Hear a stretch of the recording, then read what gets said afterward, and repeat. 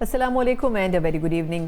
آج ہم دیکھ رہے ہیں کہ سیاسی طور پر جہاں ایک طرف ہم پارلیمنٹ میں اس وقت مسلم لیگ نون کو بڑی بلند و بانگ تقریریں کرتے ہوئے دیکھ رہے ہیں، اور ان تقریروں کا مقصد بنیادی طور پر یہ سمجھا جا سکتا ہے کہ ضمنی الیکشن میں جو پچھلے ایک سال کے دوران مسلم لیگ نون کی کارکردگی تھی اس کی بنیاد کے اوپر ان کو ووٹ پڑا، اور اس ووٹ کے بنا پر انہوں نے پاکستان تحریک انصاف اور باقی پولیٹیکل پارٹیز کو پیچھے چھوڑ دیا۔ یقیناً اگلے 4 سال میں مزید کتنی اس حوالے سے کامیابیاں مسلم لیگ نون سمیٹتی ہے، ایک روڈ میپ سیٹ کرنے کی بظاہر کوشش کی جا رہی ہے اور اپنی تشہیر بھی، لیکن دوسری طرف پاکستان تحریک انصاف ہے جو کہ 27ویں آئینی ترمیم کے خلاف عدالت میں بھی جا چکی ہے، اور انٹرسٹنگلی اسی عدالت میں گئے ہیں جو کہ 27ویں ترمیم کے توسط سے شکل میں آئی ہے۔ لیکن اب دیکھنا ہوگا کہ کیا یہ جنگ اور یہ جو خاص طور پر اپوزیشن کی ایک تحریک ہے یہ کتنی آگے بڑھ سکتی ہے، اور سب سے بڑھ کر یہ کہ پاکستان تحریک انصاف نے خاص طور پر سہیل آفریدی صاحب نے جو کہا ہے کہ ایک تو 7 دسمبر کو وہ پشاور میں جلسہ کریں گے، اور اس کے بعد جلسوں کی ایک پوری ایک لہر ہوگی جو کہ آہستہ آہستہ بڑھے گی، اور پھر وہ ایک احتجاجی تحریک کی صورت میں اسلام آباد کا رخ بھی کر سکتے ہیں۔ کتنا یہ وفاق کے لیے بھی اور اسلام آباد کے لیے کتنا مشکل ہو سکتا ہے، ان تمام چیزوں کا احاطہ کریں گے، لیکن سیاسی تمام گفتگو اپنی جگہ۔ لیکن اگر ہم واقعی اس وقت کی پرفارمنس کی بات کریں حکومت کی، تو پچھلے ایک سال میں ہمیں یہی بتایا گیا کہ ڈالر کا ریٹ جو ہے وہ بڑا نیچے آیا ہے، روپیہ بڑا مستحکم ہوا ہے، پاکستان میں فورن ڈائریکٹ انویسٹمنٹ جو ہے وہ بہت بڑی ہے، جو فورن ریمیٹنس کا نمبر ہے وہ پچھلے کئی سالوں کے مقابلے میں ریکارڈ بڑا ہے، کیونکہ پاکستانیوں نے حکومت کے اوپر بڑا بھرپور اعتماد کیا، اور ساتھ میں ہمیں یہ بھی کہا گیا کہ مہنگائی اس لیے کم ہوئی ہے کیونکہ ہماری جو پالیسیز تھیں ان کی وجہ سے مہنگائی کی جو بڑھنے کی رفتار تھی وہ کم ہوئی، اور اس کی وجہ سے بے روزگاری میں بھی کمی ہوئی، یعنی کہ سب کچھ بہت ہی اچھا ہو رہا ہے۔ لیکن یہ جتنا خوبصورت سننے میں لگتا ہے، پریکٹیکلی کتنا بہتر ثابت ہو سکتا ہے، یہ بھی ایک بہت بڑا سوال ہے۔ اور اس کی اصل شکل ہم نے گزشتہ روز جو بڑا ایک لانگ اویٹڈ سروے تھا، لیبر فورس سروے، اس کی شکل میں دیکھی، اور اس کے اوپر بات کرنی اس لیے بڑی ضروری ہے کیونکہ یہ لیبر فورس سروے ہر حکومت کی ذمہ داری ہوتی ہے جو سال میں غالباً ایک دفعہ کروایا جاتا ہے، لیکن یہ پچھلے تقریباً 4-5 سالوں سے نہیں کروایا گیا تھا۔ ایک روز پہلے احسن اقبال صاحب وفاقی وزیر ہیں، انہوں نے یہ سروے اناؤنس کیا، اور بتایا جاتا ہے کہ یہ سروے جو ہے شائع نہیں کیا گیا بلکہ ایک اعلامیے کی صورت میں اس کے کچھ نمبرز جو ہیں وہ صحافیوں کے ساتھ شیئر کیے گئے ہیں۔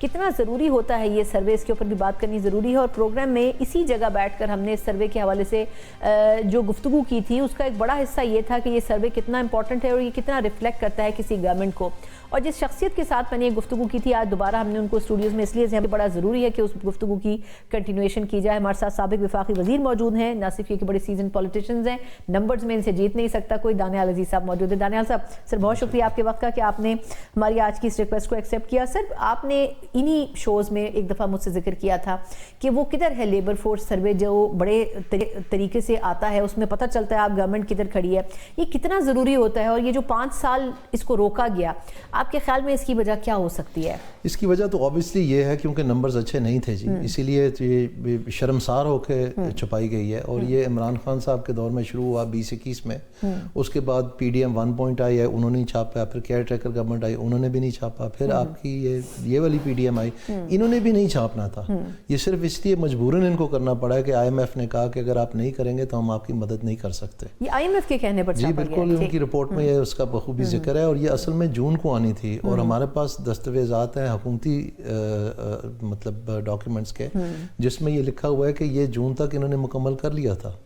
اس کا مطلب یہ ہے کہ جون سے لے کے اب تک یہ اس کو چھپا رہے تھے، اور آپ حیران ہوں گے یہ بات سن کے کہ ایک تو یہ مطلب اس کا کوئی سر پیر سمجھ ہی نہیں آتا، یعنی ایک طرف یہ کہہ رہے ہیں کہ 3.5 ملین نمبرز میں بعد میں جاتی ہوں۔ ایک تو یہ کہ ہم یہ سمجھتے تھے کہ اس کو بکلیٹ کی شکل میں شائع کیا گیا ہے، آپ کیا سمجھتے ہیں کہ یہ کس طریقے سے شائع ہوا ہے، اور کیا ماضی میں اسی طرح ہوتا ہے؟ یہ بس گپ شپ لگائی ہے لوگوں کے دیکھنے کے لیے، اور وہ جو ایجنسیاں انہوں نے وہ رپورٹ بنا دی، بس دیٹس اٹ، اس کی کوئی رپورٹ نہیں ہے، یہ کوئی طریقہ ہی نہیں ہے، پاکستان میں کبھی ایسے ہوا ہی نہیں ہے۔ اور جو یہ بلند و باغ دعوے کر رہے ہیں، ایک تو وہ بذات خود ایک شرمندگی کا باعث ہیں، کیونکہ 21 سال بعد یہ سب سے بلند تر سطح ہے بے روزگاری کی، 21 سال میں، آپ اندازہ کریں جی۔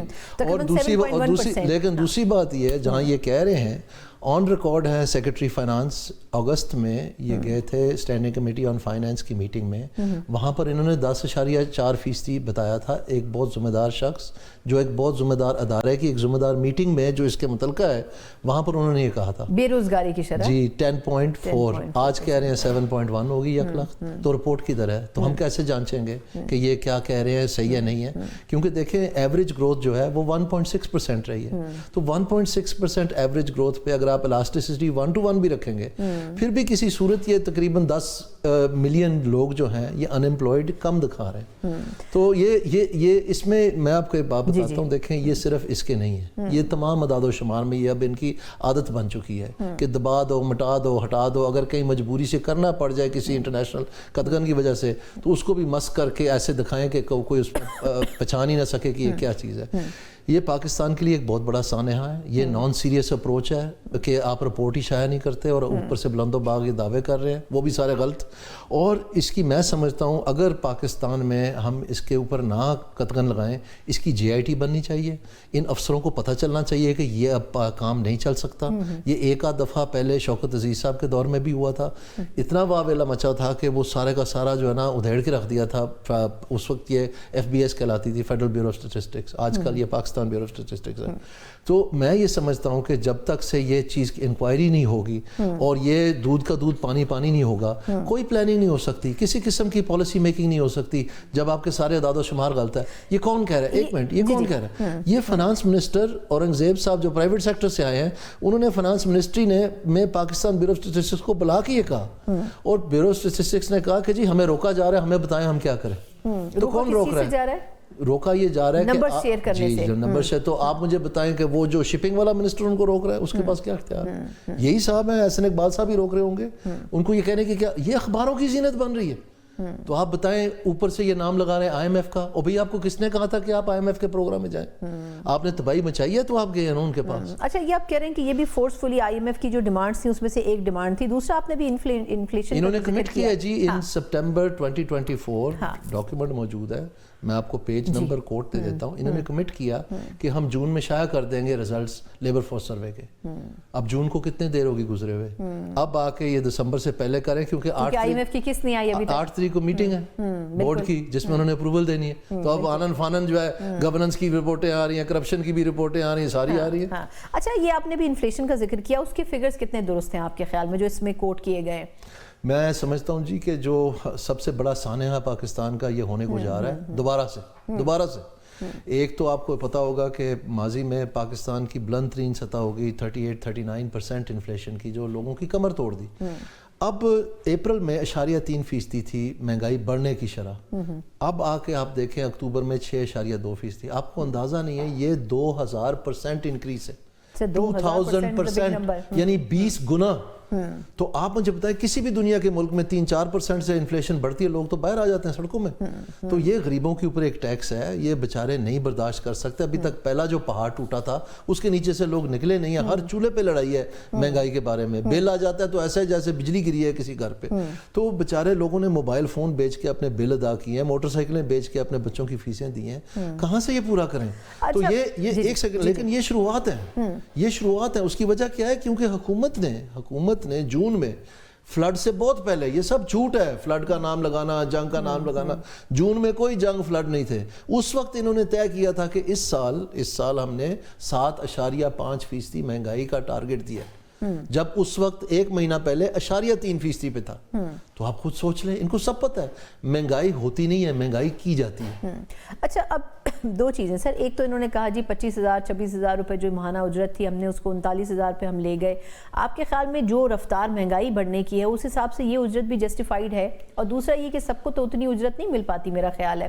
اور دوسرا اس کے ساتھ ایک ضمنی سوال یہ کہ جو انہوں نے 2-3 اپنی بڑی اچیومنٹس کی ہیں کہ انہوں نے کہا ہے جی ہم نے جو وزارتیں ان کا انضمام کیا, ہم نے جو کچھ انسٹیٹیوشنز تھے ان کو بھی ختم کیا, ہم نے کئی ایسے ادارے تھے جن کو مرج کر دیا. یہ کس حد تک درست ہے؟ اس میں جی انہوں نے پوسٹیں ضرور ختم کی ہیں, جو ذکر میں نے بھی دیکھا ہے, لیکن وہ پوسٹیں خالی تھیں.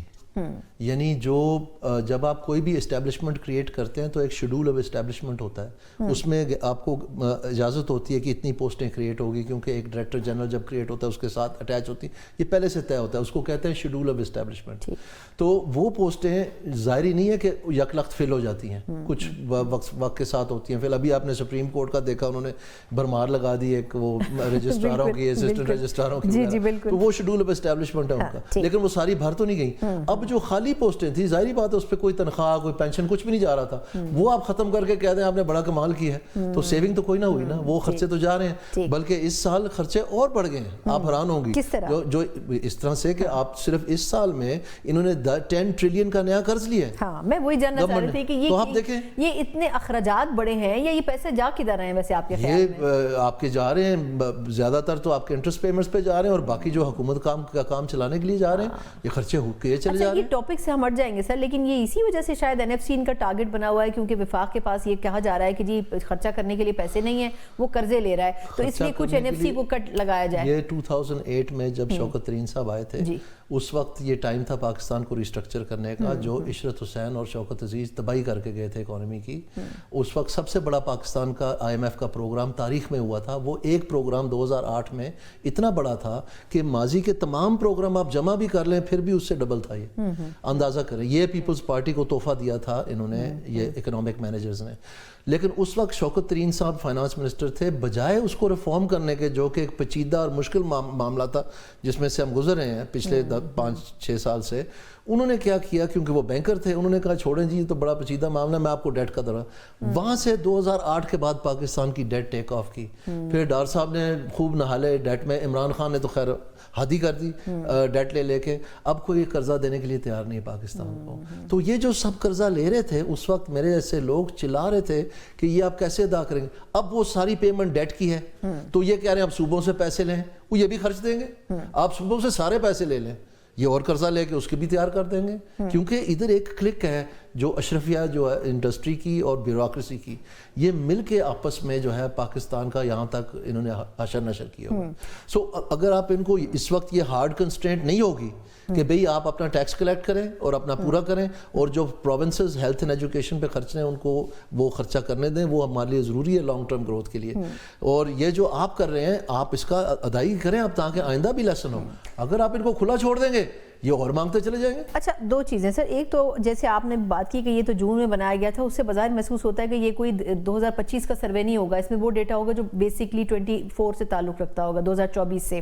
تو یہ جو اس میں فورن ڈائریکٹ انویسٹمنٹ کے نمبرز آئے ہیں, ایک تو یہ کہ ہم نے پچھلے سال بڑا سنا, بلکہ اس سال بھی, کہ جی باہر سے بہت پیسہ آ رہا ہے, پھر پاکستانی جو ہیں وہ بھی فورن اس کو ایکسچینج کے طور پر پاکستان پیسہ بھیج رہے ہیں. وہ پھر فگرز کس طرح پاکستانیوں کو سنوائے گئے تھے؟ وہ جی جب یہ فگر سنوائے جا رہے تھے اس وقت میں نے بہت سارے ٹی وی پروگرامز پہ آیا تھا. دیکھیں IMF کا کام ہے کہ آپ کی فزیکل نیڈ دیکھیں, تو وہ سارا یہی کرتے ہیں کہ آپ کی جو فورن ایکسچینج ریزروز ہیں وہ کتنی ہیں, کہاں سے آنے کی امید ہے, اور کتنے آپ کے خرچہ جات ہیں, اس میں یہ گیپ ڈٹرمن کرتے ہیں.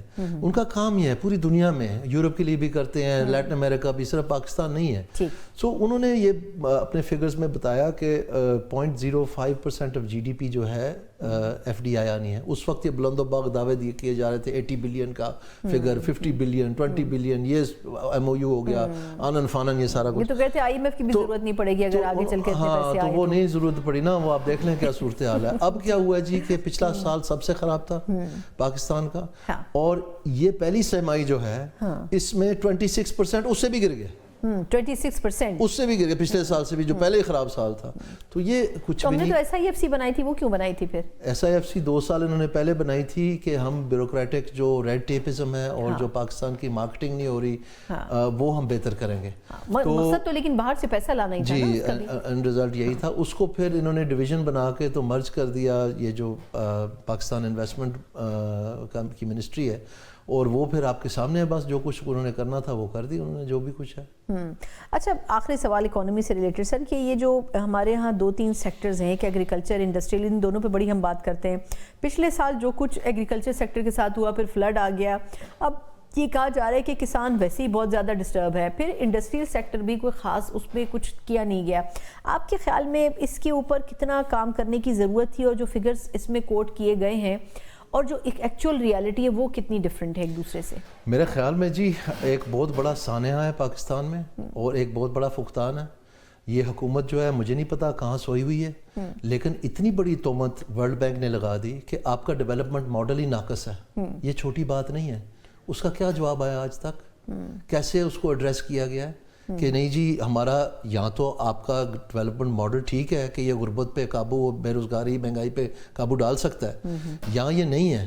تو اس کو کس دن آپ نے ریبٹ کیا جو ورلڈ بینک نے یہ رپورٹ میں لکھ کے دے دیا ہے؟ اور اس کا آپ کے پاس کیا جواب ہے؟ اگر نہیں ہے، آپ کا ناقص ہے، تو اس کو درست کیسے کرنا ہے؟ کوئی آئیڈیاز ہیں کہ ان کی ریڑیاں خالی ہیں؟ یہ کچھ نہیں بیچتے، صرف انگریزیاں جوڑتے ہیں. احسن اقبال صاحب مشہور ہیں لک بزی ڈو نتھنگ، LBDN. بس انہوں نے اگلے 10 سال کی فلسفہ دے کے اور پھر کوئی پوچھ گچھ نہیں ہے ان کو. جو ابھی کا 235 والا سو کالڈ پروگرام ہے، اس میں جو پہلے 3 سال ہیں وہ تو سارے فگر ہی پورے نہیں پڑے. یعنی یہ 6% ایوریج گروتھ بتا رہے تھے، وہ تو ایوریج نکلی کو 1.66%. بہت ڈفرینٹ. تو پروگرام تو آپ کا پہلے دن ہی اڑ گیا. آپ کدھر بیٹھے ہوئے ہیں، اشتہار چھپوا رہے ہیں اخباروں میں اور اوت پتنگ پریس کانفرنسیں کر رہے ہیں جن کا کوئی سینس ہی نہیں بنتی. جب ورلڈ بینک کہہ رہا ہے آپ کا ڈیولپمنٹ ماڈل ہی غلط ہے، اس کا تو جواب دیں. اس کا مطلب ہے آپ کا پلان بھائی جان غلط ہے سارا. وہ کہہ رہے ہیں، انٹرنیشنل کمیونٹی کہہ رہی ہے. پھر آپ دیکھیں یہ جو IMF والی رپورٹ آئی ہے گورننس کی اور اینٹی کرپشن کی، اس کے اوپر کوئی چون ہوئی ہے کہیں سے؟ کوئی وزیر نے کوئی جواب دینا گوارا کیا ہے؟ ایسے اگر ہوتا ہے تو آپ 53 ٹریلین کا الزام لگا ہے، پرائم منسٹر کو ایڈریس ٹو دی نیشن کرنا چاہیے کہ جی یہ بالکل یہ رپورٹ آئی ہے، ہم نے روکنے کی کوشش کی، ہم سے نہیں رکی، اب وہ آ گئی ہے منظر عام پہ. مطلب یہ بھی تو ایک بےزتی ہے نا. تو اب آپ کم از کم قوم کو بتائیں کہ ہم کیا ایکسپیکٹ کریں. لوگ تو دنگ رہ گئے کہ یہ ہو کیا رہا ہے، اور کوئی بولنے کے لیے تیار نہیں، کوئی اس کو ایڈریس کرنے کے لیے تیار نہیں. اچھا سر، اب آپ نے احسن اقبال صاحب کا اگر ذکر کیا ہے، میں ایک تو یہ جاننا چاہوں گی کہ ہر دفعہ مجھے یاد ہے 2013 میں بھی جب نون لیگ آئی تھی تو اس وقت انہوں نے ویژن 2025 دیا تھا. پھر خیر وہ چلے گئے، انہوں نے کہا واپس آئیں تو 2035 کا ویژن دے دیں. لیکن میاں صاحب یا جو نون لیگ ہے ان کی ٹیم میں لوگ بدلتے نہیں، وہ انہی لوگوں کو وہی وزارتیں تقریباً دیتے ہیں. ایک تو یہ کہ آپ کے خیال میں یہ میاں صاحب کی کیا ایک اپنی بھی ول ہے یا آپ کو لگتا ہے کہ وہ ایک ٹرسٹ ہے؟ دوسرا، بڑے عرصے بعد ہم نے ان کو کل ایک لوگوں سے بات کرتے ہوئے دیکھا، ضمنی الیکشن کے کینڈیڈیٹ سے ان سے گفتگو کرتے ہوئے دیکھا. آپ کو کیا لگتا ہے کہ وہ خود ان پالیسیز اور ان چیزوں کو دیکھ نہیں رہے اپنے طور پر؟ نہیں، وہ ایک چنگل میں پھنسے ہوئے ہیں. وہ بیسکلی اسحاق ڈار صاحب کنٹرول کرتے ہیں. اسحاق ڈار نے ان کو ایک چیز پڑھائی ہوئی ہے کہ ہم پتہ نہیں 20ویں معیشت بننے جا رہے ہیں. میرا صرف ایک سمپل سا سوال ہے، اگر یہ 2018 میں نہ بنی ہوتی عمران خان کی حکومت تو کیا نون لیگ کی اگر حکومت بن گئی ہوتی تو انہوں نے IMF کے پاس نہیں جانا تھا پہلے مہینے میں؟ انہوں نے تو چلے اسد عمر کو کہہ کے تو پھر فائنلی فیس شیخ آ کے گیا جون میں. انہوں نے پہلے 3 مہینے میں جانا تھا. یہ کیا باتیں کریں، کس کو یہ پٹیاں پڑھا کے سہمکوں کی دنیا میں رہ رہے ہیں؟ ساری دنیا کو پتا ہے کہ پاکستان کا بہت برا تھا. صرف یہ ہوا کیا کہ جی انٹرنیشنل مارکیٹ پہ تیل کی قیمت جو ہے وہ $14 پر بیرل پہ چلے گئی، تاریخ کی کم ترین سطح. اس کی وجہ سے ایک ٹیل ونڈ ملی اور پاکستان کو ڈالر نہیں استعمال کرنے پہ تو یہ اسٹیبلٹی کا انہوں نے نعرہ مار دیا کہ ہم نے پتہ نہیں کیا چلایا. وہ پیسے انہوں نے استعمال کیا کیے؟ وہ تو سارے انہوں نے لگا دیے امپورٹس پہ اور امپورٹ اکانومی کو اور طول دی اور قرضہ لیا. اور فائنلی یہ ہم اب بھگت رہے ہیں کہ ان کو فائنانس منسٹری جانے کی اجازت نہیں. ہاں بالکل. اچھا لاسٹ کویسچن سر، وقت ویسے ختم ہو چکا ہے. آپ کے خیال میں یہ ضمنی الیکشن کے بعد اب نون لیگ بظاہر تو بہتر پوزیشن میں نظر آ رہی ہے اور اسی وجہ سے کافی خوش بھی نظر آ رہے ہیں ہمیں پارلیمنٹ میں اور سینٹ میں. آپ کے خیال میں یہ پیپلز پارٹی کتنی بیک فٹ پر چلی گئی ہے؟ اور دوسرا یہ کہ آپ کو لگتا ہے ایسے آگے چل کر جیسے ابھی 27ویں ترمیم ہوئی، ایسی اس قسم کی جو لیجسلیشنز ہیں یہ اور بھی مزید کرنا چاہے گی نون لیگ، جو سم ٹائم ہو سکتا ہے ان کے اپنے خسارے میں بھی جائیں؟ نون لیگ تو بیچاری جی وہ رہی نہیں ہے. دیکھیں اتنا مذاق لگتا ہے جب یہ ایسی باتیں کرتے ہیں کہ جی پہلے یہ 2018 کے الیکشن کی جو ہے نا غلط کاریاں جو ہے نا ان کے اوپر احتساب ہونا چاہیے. تو آپ کا کیا خیال ہے کہ فروری 8 تاریخ کو نہیں ہونا چاہیے جو احتساب کی بات کریں؟ تو پھر کیا ہوگا؟ کیوں یہ چلے گئے تھے اپنے 180 جب انہوں نے پوری تیاری کی تھی جشن منانے کی، شام کو گھر چلے گئے اور صبح اٹھے تو صورتحال بالکل مختلف تھی. تو یہ چیزیں بھی تو سامنے آتی ہیں نا. تو ان کو یہ اس کے بارے میں تھوڑا سوچنا چاہیے اس سے پہلے کہ ہاں اس وقت یہ اگر کہتے ایک لیڈرشپ کا کردار ادا کرتے اور یہ کہتے کہ جی میں بالکل ایکسیپٹ نہیں کرتا یہ چیزوں کو، تو ایک مورل ہائی گراؤنڈ ہوتی، آج بات کر سکتے تھے. اب یہ بات نہیں کر سکتے، اس لیے جو کہیں گے وہی کریں گے. बिल्कुल ठीक, बहुत बहुत शुक्रिया दानियाल अजीज साहब के साथ हमेशा गुफ्तगू जो है वो दिलचस्प रहती है। साबिक वफाकी वजीर भी हैं और इकॉनमी के हवाले से अपनी एक्सपर्टीज़ भी रखते हैं। नंबर्स अपनी जगह, लेकिन ये लेबर फोर्स सर्वे इसलिए आज हमने ख़ास तौर पर इन डिटेल किया क्योंकि ये बेसिकली रिफ्लेक्ट करता है कि आपकी पाकिस्तान की जो इकॉनमी है वो कहाँ खड़ी है, और ये हर हुकूमत की जिम्मेदारी होती है कि वो सालाना बुनियाद के ऊपर इस सर्वे को कंडक्ट करवाए और हक़ाइक़ सामने रखे। लेकिन ये तकरीबन 5 साल बाद हुआ है और वो भी सही अंदाज में करने की कोशिश नहीं की गई। एक मुख्तसर वक्फा, उसके बाद हम जहां हुकूमत और अपोजिशन के दरमियान मसाइल पैदा हो रहे हैं, किस हद तक ये आगे बढ़ सकते हैं, इस पर बात करेंगे ब्रेक के बाद। ब्रेक के बाद एक बार फिर आपको खुशामदीद कहते हैं। जिस तरह हम बात कर रहे हैं सियासी डेवलपमेंट्स अपनी जगह, लेकिन देखा जाए तो इस वक्त मुल्क में तरक्की की रफ्तार के ऊपर भी बहस हो रही है। पाकिस्तान की मईशत के बारे में जो दावे किए जाते रहे उनमें कितनी सदाकत है, इसके ऊपर भी बात की जा रही है। और पाकिस्तान फॉरेन पॉलिसी की महाज के ऊपर क्या कुछ कर रहा है, इसके ऊपर भी बात हो रही है। लेकिन बुनियादी तौर पर हर कुछ वक्त के बाद जो तरामीम हो रही हैं उसके ऊपर यकीनन बहुत सारे सवालात खड़े हो रहे हैं। 27वीं तरमीम जो भी रिसेंटली हुई है वफाकी आईनी अदालत में, न सिर्फ हमने देखा है कि उसको चैलेंज कर दिया गया है, बल्कि ज़िमनी इंतखाबात में पाकिस्तान तहरीक इंसाफ अपोजिशन की सबसे बड़ी पार्टी को जो शिकस्त हासिल हुई, उसके बाद अब एक बहस चल पड़ी है कि क्या वाकई पाकिस्तान तहरीक इंसाफ जो है वो उसने अपनी मकबूलियत खो दी है, या फिर ज़िमनी इंतखाबात के बारे में जिस तरह कहा जाता है कि जो रूलिंग पार्टी होती है वही कामयाब होती है, तो क्या इसी पैराई के ऊपर अमल दरामद हुआ है।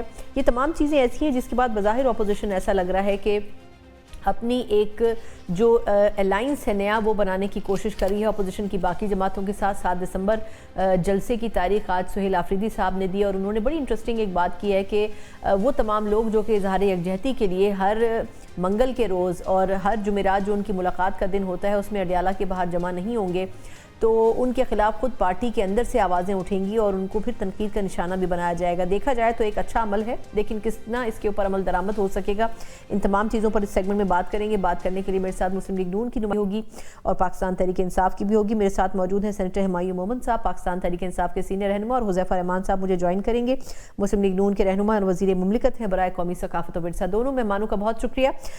हुमायूं साहब, सर पहले आपसे शुरू करना चाहूँगी, आपके ख्याल में सर ये जो एक तो पहले बड़ी इंटरेस्टिंग चीज़ है कि 27वीं तरमीम को आईनी अदालत में चैलेंज कर दिया गया है। देखा जाए तो सर जो अपोजिशन है बज़ाहिर वही इसको ओपोनेंट के तौर पर चैलेंज करेगी, लेकिन 27वीं तरमीम को ओन नहीं किया है। आप समझते हैं कि उसी वफाकी आईनी अदालत में जो कि उस 27वीं तरमीम के तौर पर तश्कील दी गई है उसकी वजह से उसी में जाके दरवाज़ा खटखटाया जा रहा है उसको चैलेंज करने के लिए? बिस्मिल्लाहिर्रहमानिर्रहीम, इय्याका नअबुदु व इय्याका नस्तईन। देखिए, मेरे लिहाज से तो ये बिल्कुल गलत है कि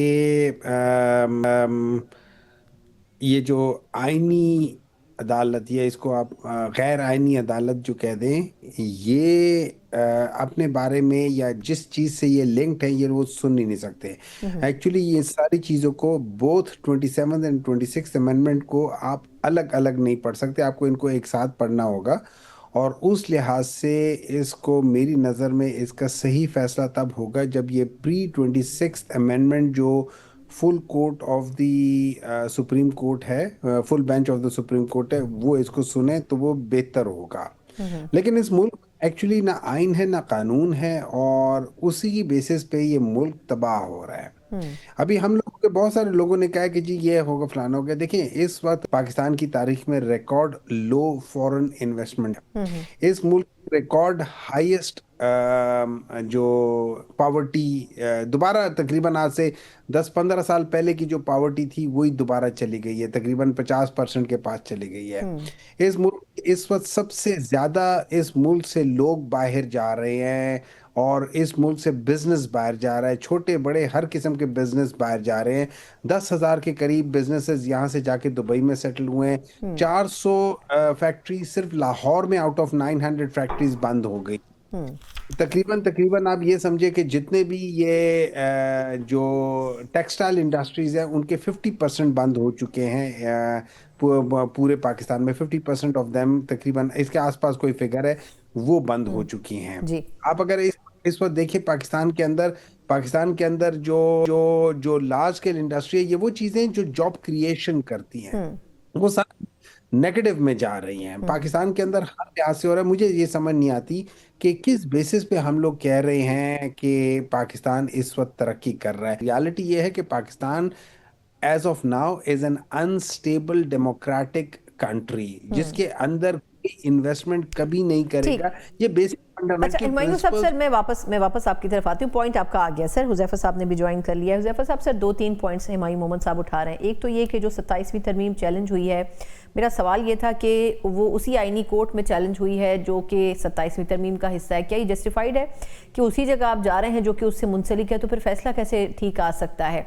दूसरा ये भी फरमाइएगा कि सुहेल आफरीदी साहब ने एक धरना नुमा चीज़ की हुई है और वो कह रहे हैं कि वो जब तक खान साहब से मुलाकात नहीं होगी हर हफ्ते वो यही किया करेंगे। तो आपके ख्याल में एक सीधी सी बात है कि अगर कोर्ट का फैसला मौजूद है तो रुकावट क्या है आफरीदी साहब की मुलाकात करने में? जी, बहुत शुक्रिया सरा मिर्जा साहिबा। मैं कुछ हकायक आप पे गोशगुजार करूंगा जी।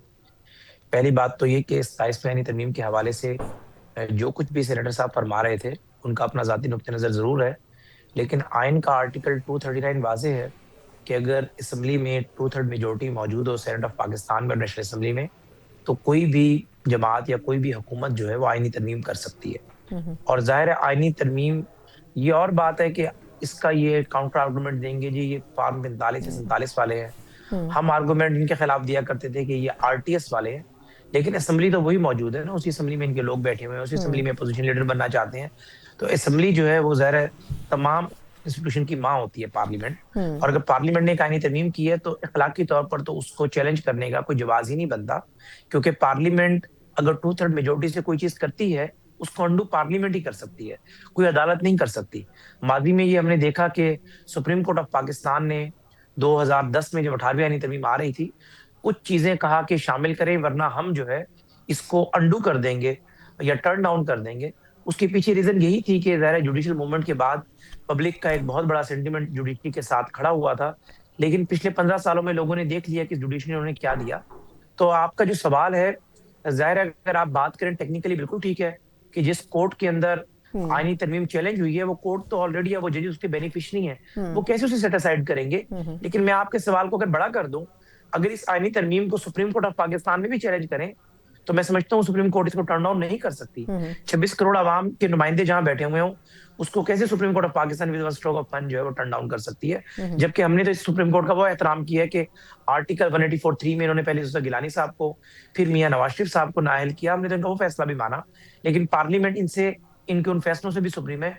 तो इसलिए ये टेक्निकली अगर आप देखें तो मेरे ख्याल से मेरी बात अगर मैं आपको समझाने में कामयाब हुआ हूँ। दूसरी बात यह है कि जो मेमन साहब बात कर रहे हैं कि जो उन्होंने फैक्चुअल पोजीशंस बताई इकोनॉमी के हवाले से, मैं बहुत सारी चीजें आपको बयान कर सकता हूँ, लेकिन जाहिर है आप कौवे को लाल कहकर कौवा लाल नहीं हो सकता, कौवा काला ही होता है। इकोनॉमी का जो हाल तहरीक इंसाफ ने किया, इनके अपने फॉलोअर्स जो है ना, ये आज तक कभी इन्होंने एक ट्वीट नहीं किया बानी तहरीक इंसाफ के हैंडलर से जिसके लाखों फॉलोअर्स हैं, या इन्होंने पीटीआई के अपने ऑफिशियल हैंडलर से जहां इन्होंने ये कहा हो कि 18 से 21 तक हमने इकोनॉमी खड़ी की थी, 19 से इकोनॉमी डूबना शुरू हुई थी, 2 साल इन्हें कोविड ने बचा लिया। पूरी दुनिया जानती है, पूरी दुनिया के मालियाती इदारे जानते हैं कि इन्होंने आईएमएफ के साथ डॉज किया। आईएमएफ ने पूरी दुनिया को जाकर बताया इन्होंने पहला मुल्क है दुनिया का जिसने आईएमएफ को डॉज कर दिया। उसके बाद आपका जो हमसाया मुल्क है चाइना, सऊदी अरेबिया, टर्की, किसी ने आपको लोन देने से इनकार कर दिया।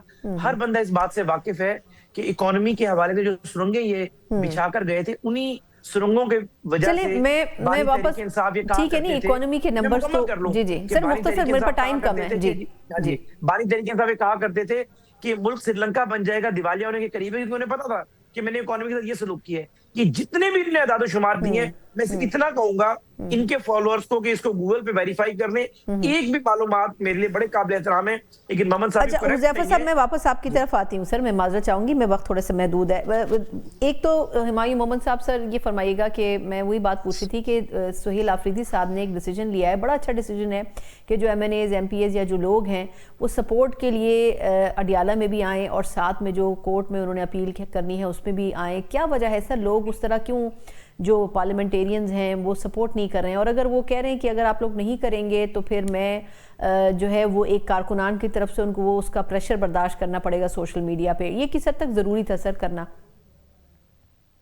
देखिए, मैं आपको एक चीज़ मुझे समझ नहीं आती है, मुझे समझ ये नहीं आती है कि हम लोग आखिर ऐसी क्या वजह है कि हम लोग इमरान खान को जो उनका राइट बनता है कॉन्स्टिट्यूशनली, جو ان کا رائٹ بنتا ہے ایز پر جو جیل مینول ہے اور ایکٹ ہے، اس میں رول نمبر 92 بنتا ہے میرے خیال میں آف دا 1978 کے جو ایکٹ ہے اس کے لحاظ سے، تو وہ اس میں جس طریقے سے ان کے پاس یہ حق ہوتا ہے کہ وہ اپنے جو بھی عزیز و اقراب ہیں ان سے یا اپنے جن لوگوں سے ملنا چاہتے ہیں وہ ملیں۔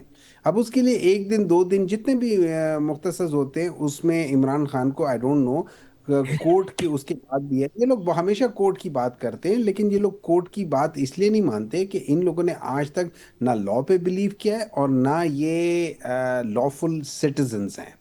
ان لوگوں نے ہمیشہ مطلب آپ یہ سوچ لیں کہ جن لوگوں نے سپریم کورٹ کے اوپر دھاوا بولا ہے وہ کورٹ کو یا لاء کو کیا رسپیکٹ کریں گے؟ تو ان لوگوں سے تو کوئی بعید نہیں ہے۔ اب اس کے لیے ہم لوگوں نے ڈیفینیٹلی یہ کیا ہوا ہے کہ ضرور کریں، اور کچھ چیزیں ایسی ابہام کریٹ ہو رہی ہیں، I am sure it's a false thing, لیکن وہ اس ملک کے لیے اچھی نہیں ہے، وہ آپ ایسی نہیں ہونی چاہیے، اس قسم کے ابہام کریٹ نہیں ہونا چاہیے، کیونکہ خدا نخواستہ بعض چیزیں ایسی ہوتی ہیں جو وہ صحیح نہیں ہوتی ہے، لیکن اس کا کچھ لوگ اس کو ایکسپلائٹ کر کے they can play with the situation، تو یہ چیز ان کو نہیں کرنی چاہیے۔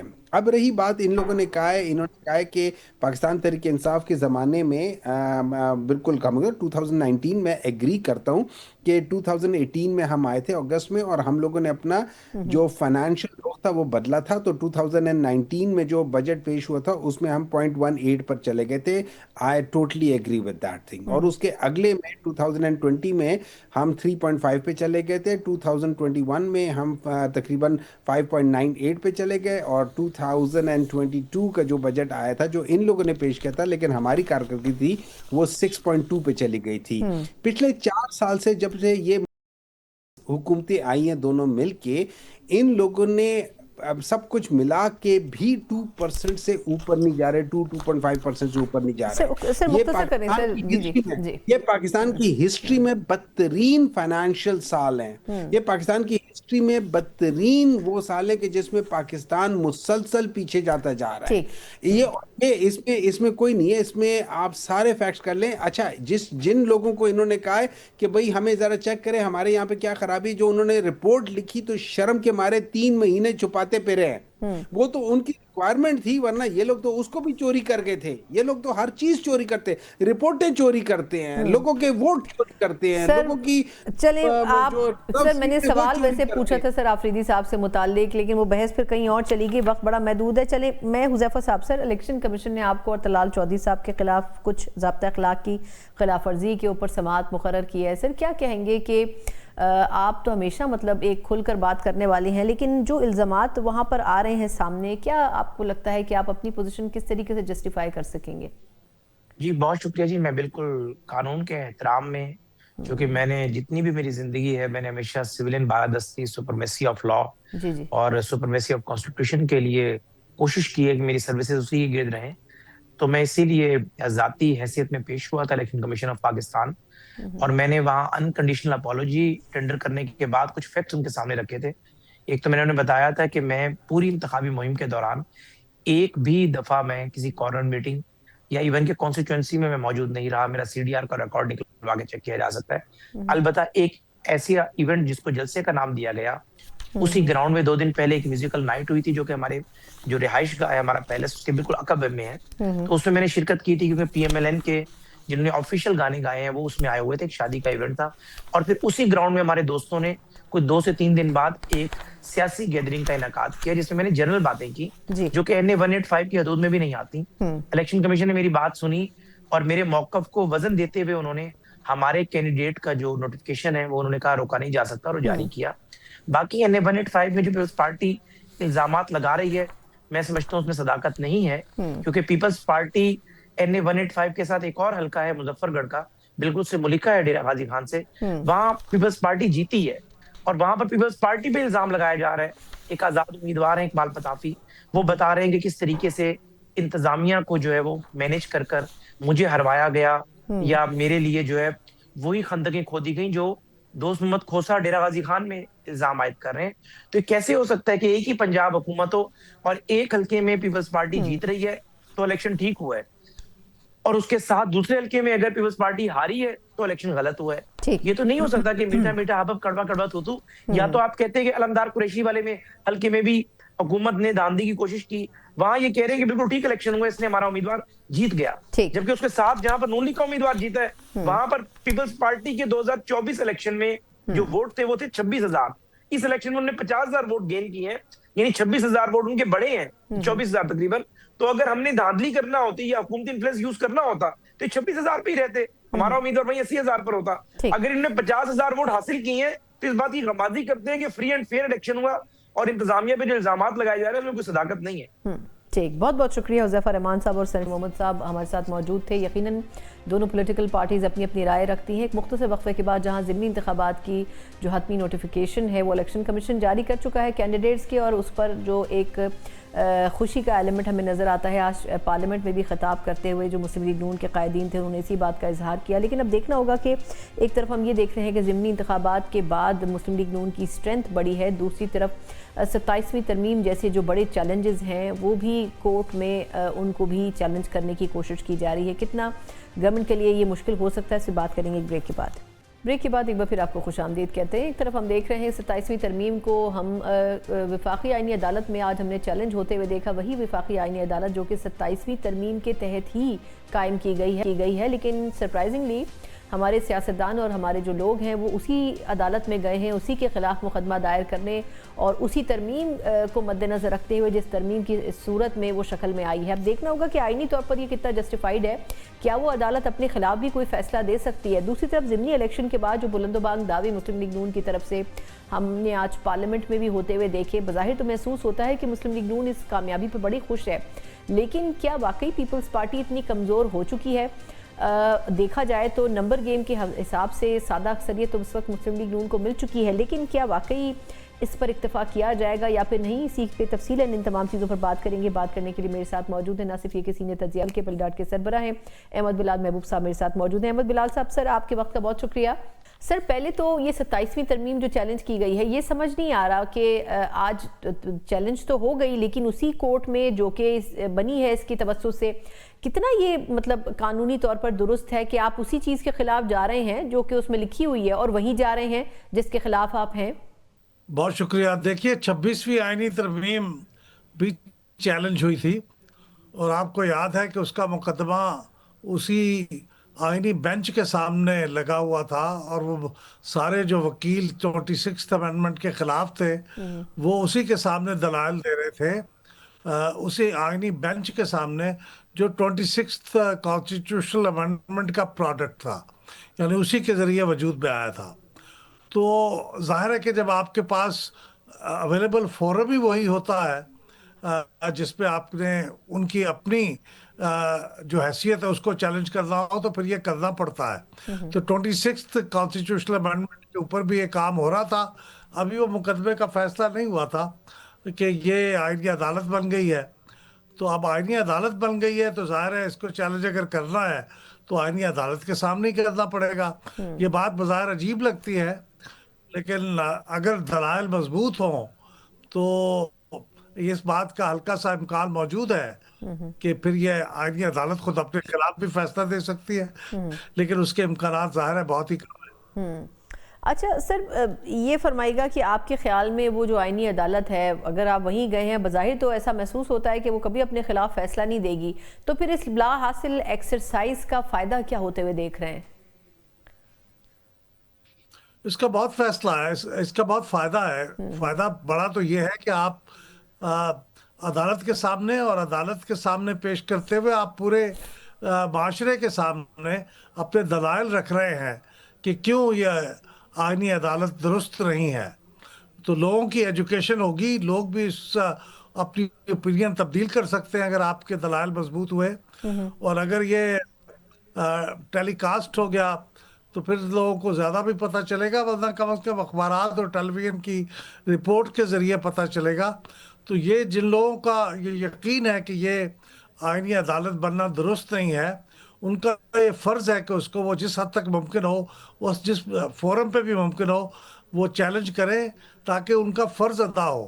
دیکھیے کہ فائدہ ہوگا کہ نہیں ہوگا, لیکن انہوں نے اپنا فرض ادا کیا کہ کہ انہوں نے جس حد تک ہو سکتا ہے اس کے خلاف اپنے دلائل پیش کیے. اچھا اب سر ایک اور پہلو وہ یہ کہ جو ضمنی الیکشنز ہوئے ہیں، پہلے تو آپ ہم سے بہتر جانتے ہیں انتخابات کو پاکستان کے، عموماً آپ کے خیال میں کیا یہ رائے درست ہے کہ ضمنی انتخابات میں وہی پارٹی کامیاب ہوتی ہے جو رولنگ پارٹی ہوتی ہے؟ کبھی آپ نے کوئی ایسا اپسیٹ ہوتے ہوئے دیکھا ہے کہ رولنگ پارٹی کے بجائے اپوزیشن کی جو جماعتیں ہیں وہ کامیاب ہو جائیں؟ کیونکہ اس مرتبہ کے ضمنی الیکشن میں نون لیگ نے یہی کہا ہے کہ ہم نے اپنی کارکردگی کی بنیاد پر پچھلے 1 سال کی کامیابی حاصل کی ہے. جی ہاں، کئی دفعہ دیکھا ہے میں نے کہ جو رولنگ پارٹی ہوتی ہے اس کے امیدوار بھی ہار جاتے ہیں بائی الیکشن میں. اور یہ بہت زیادہ پرانی بات تھی. پی ٹی آئی جب اثر اقتدار تھی تو ان کے زمانے میں بھی ایسا ہوا تھا، اور اسی سے اندازہ ہو رہا تھا، لوگوں کو نے اندازے لگائے کہ پی ٹی آئی اپنی پاپولیرٹی لوز کر رہی ہے، اور وہ کسی حد تک درست بھی تھا. یہ تو بعد کے واقعات تھے، پھر وہ پلڑا دوسری طرف جھکا دیا، لیکن اس وقت ایسا محسوس ہو رہا تھا. تو یہ ہو جاتا ہے. جو برس اقتدار پارٹی ہوتی ہے اس کو کچھ فائدے حاصل ہوتے ہیں، اور کچھ اس نے چکے اگر کام اچھے نہ کیے ہوں تو وہ لائبلٹی بھی ہوتی ہے، تو لوگ اس کی ناقص کارکردگی کی بنا پہ اس کے خلاف بھی ہو جاتے ہیں، تو اس لیے وہ اس کے خلاف ووٹ دے دیتے ہیں. تو یہ ممکن ہوتا ہے. صحیح. اچھا اب سر یہ جو نمبرز کے لحاظ سے ڈیبیٹ ہو رہی ہے کہ جی مسلم لیگ نون کے پاس اتنے نمبرز اب موجود ہیں کہ سادہ اکثریت کے قریب ہیں، تو بظاہر وہ پیپلز پارٹی پہ جو ڈیپینڈنسی ہے وہ نہیں رہی. آپ کی اس پہ کیا رائے؟ جی ہاں، بالکل درست ہے یہ بات، لیکن یہ خالی پاکستان مسلم لیگ نواز کی سادہ اکثریت نہیں ہے. ان کے پاس الگ ایک پارٹی کی حیثیت سے سادہ اکثریت ابھی بھی نہیں ہے، اور وہ بہت فاصلہ ہے. اس کے جو دوسرے چھوٹے الائز ہیں نا پیپلز پارٹی کے علاوہ، جیسے متحدہ قومی موومنٹ ہے، جیسے پاکستان مسلم لیگ جو پہلے قائد اعظم کہلاتی تھی وہ ہے، اور پھر کوئی ایک ایک نشست والے بھی بہت سے ان کے الائز ہیں، تاکہ پاکستان مسلم لیگ ضیاء ہے، اور بی این پی یہ بلوچستان عوامی پارٹی باپ بھی ہے. تو یہ سارے مل کے اب ان کے پاس 169 شاید 170 سیٹس ہو گئی ہیں، تو جبکہ چاہیے 169. 170 سیٹس ہونے کا مطلب ہے کہ اب مسلم لیگ اور اس کے الائز کو سادہ اکثریت پروف کرنے کے لیے پیپلز پارٹی کے ووٹوں کی ضرورت نہیں ہے. لیکن بہرحال پیپلز پارٹی کے ووٹوں کی اور کئی کاموں کے لیے ضرورت ہوگی، لیکن قومی اسمبلی میں جہاں اکثریت ظاہر کر کے آپ حکومت بناتے ہیں وہاں اس کی ضرورت نہیں رہی. ٹھیک. اچھا اب یہ جو سر کہا جا رہا ہے کہ جوائنٹ سیشن جو بلایا گیا ہے قومی اسمبلی اور سینٹ کے اجلاس کے ساتھ، اس میں بھی کسی اہم امینڈمنٹ کے بارے میں بات ہوگی، آپ کو کیا لگتا ہے سر کہ یہ بھی کوئی کچھ نیا ہونے والا ہے، یا پھر آپ کو لگتا ہے کہ کچھ اور ایسا ہے جو کہ افواج سے جڑا ہے جو کہ پیش کیا جانا ہے آنے والے کچھ دنوں میں؟ دیکھیے جو لیجسلیشن ہے یا ایون کانسٹیٹیوشنل امینڈمنٹ ہے، یہ کچھ اس طرح کا کلاسیکل طریقے سے تو نہیں ہوتی جیسے جمہوریت میں ہونی چاہیے، کہ پہلے اس کا ٹیکسٹ سامنے آتا ہے، پھر مختلف لوگ بحث کرتے ہیں، اسمبلی میں بحث ہوتی ہے، اسمبلی کے علاوہ بحث ہوتی ہے. یہاں پہ تو طریقہ یہ ہے کہ جو 3-4 بڑے پاور بروکرز ہیں، انہیں میں اگر یہ استعمال کروں لفظ، تو جو بڑی پارٹیاں ہیں ان کے 4-5 لوگوں سے بات چیت ہو جاتی ہے. مثلا اس کیس میں پاکستان مسلم لیگ نواز کی لیڈرشپ اور پیپلز پارٹی کی لیڈرشپ اور جو چھوٹے چند الائز ہیں مسلم لیگ نواز کے، ان کی لیڈرشپ سے باتیں ہو جائیں گی. اگر وہ تیار ہو جائیں تو اچانک ترمیم بھی آ جائے گی، اگر وہ تیار ہوں گے تو کوئی اور لیجسلیشن بھی آ جائے گا. تو یہ ہو سکتا ہے، لیجسلیشن ہونے کا امکان زیادہ ہے، لیکن کانسٹیٹیوشنل امینڈمنٹ کی لیجسلیشن اس کا امکان نسبتاً کم ہے، کیونکہ شاید اس کے لیے اتنا وقت نہیں ملا اتفاق رائے کے لیے. لیکن ہو بھی سکتا ہے، کیونکہ یہاں اتفاق رائے کے لیے کوئی بہت زیادہ لمبی مشقت کی ضرورت نہیں. ایک پارٹی ہے، اس کا پریزیڈنٹ ہے، پارٹی کا پریزیڈنٹ اگر مان جائے گا تو پھر وہ کر لیں گے. صحیح. اچھا آخری سوال سر کہ آپ کے خیال میں جو 28ویں ترمیم کے اوپر بات ہو رہی ہے، ہم نے پہلے بھی اس سے پہلے 1-2 شوز میں آپ سے بات کی تھی، آپ کے خیال میں اب تو کچھ کلیئرٹی نظر آئی ہے کہ 28ویں ترمیم میں کن چیزوں کا احاطہ ہوگا؟ مسلم لیگ نون کچھ اپنی بھی خواہشات ہیں جو کہ 28ویں ترمیم کا حصہ بنانا چاہتی ہے؟ ابھی تک کلیئرٹی تو نہیں ہے، کلیئرٹی سے زیادہ مطلب سرٹنٹی نہیں ہے، لیکن یہ ہمیں معلوم ہے کہ 27th کانسٹیٹیوشنل امینڈمنٹ کی کوئی انفنشڈ ایجنڈا ہے، उनकी और प्राइम मिनिस्टर ने असम्बली के अंदर खुद ये ऐलान भी किया था कि MQM जो उनके एलाइज हैं उनका कहना ये था कि मकामी हुकूमत के निज़ाम को स्ट्रेंथन करने के लिए आर्टिकल 140A के अंदर तरमीम की जाए, उसको एक्सपेंड किया जाए। और वज़ीर आज़म साहब ने बात तस्लीम की थी, लेकिन ज़ाहिर है कि इत्तफाक का राय नहीं था। मतलब ये है कि पीपल्स पार्टी उस वक्त तक उनके साथ बातचीत नहीं हुई थी। हालांकि पीपल्स पार्टी ने कहा है कि हमारे साथ तो बात डिस्कस भी नहीं हुई, अगर डिस्कस होती तो शायद इत्तफाक राय हो जाता। तो अब शायद 28वीं तरमीम में उसके बारे में बातचीत होगी पीपल्स पार्टी से, और शायद कोई इत्तफाक राय हो जाए उस बारे में, तो फिर वो तरमीम आ जाएगी। इसके अलावा भी कुछ और मामलात हो सकते हैं। सूबों की बात भी कहते हैं, उस पर भी बातचीत हो रही है। सूबों के लिए भी इत्तफाक राय हो सकती है। तो ये अभी कहा नहीं जा सकता, लेकिन एक बात जो क्लियर है वो ये है कि मकामी हुकूमतों के निज़ाम को तक़वियत देने के लिए एक अमेंडमेंट बहरहाल 27वीं अमेंडमेंट के बाद का एजेंडा है जो अभी मुकम्मल नहीं हुआ। सही, बहुत बहुत शुक्रिया अहमद बिलाल महबूब आपके वक्त के लिए। हमारे साथ सरबराह पिलडाट मौजूद थे, तज्ज़ियाकार भी है। यकीनन इस वक्त की सिचुएशन को देखा जाए तो एक अमेंडमेंट तो ड्यू है, जिस तरह 27वीं तरमीम ड्यू थी 26वीं तरमीम के बाद, लेकिन अब कहा यह जा रहा है कि इसमें बुनियादी जो फोकस है वो NFC के साथ हो सकता है, और इसके अलावा जो बल्दियाती सिस्टम है उसको ज़्यादा इक्विप करने की बात होगी, क्योंकि पीपल्स पार्टी के अलावा जो बाकी एलाइज हैं उनकी रिजर्वेशंस अपनी जगह कायम है। फिर बलूचिस्तान की कुछ नशिस्तों की बात की जा रही है बढ़ाने की, उन पार्टीज़ के भी जो इश्यूज़ हैं उनको एड्रेस करने की ज़रूरत है। इन तमाम चीज़ों का अहाता गालिबन 28वीं तरमीम करने जा रही है। इसी के साथ ही प्रोग्राम का वक्त ख़त्म होता है। मुझे इजाज़त दीजिए, अल्लाह हाफ़िज़।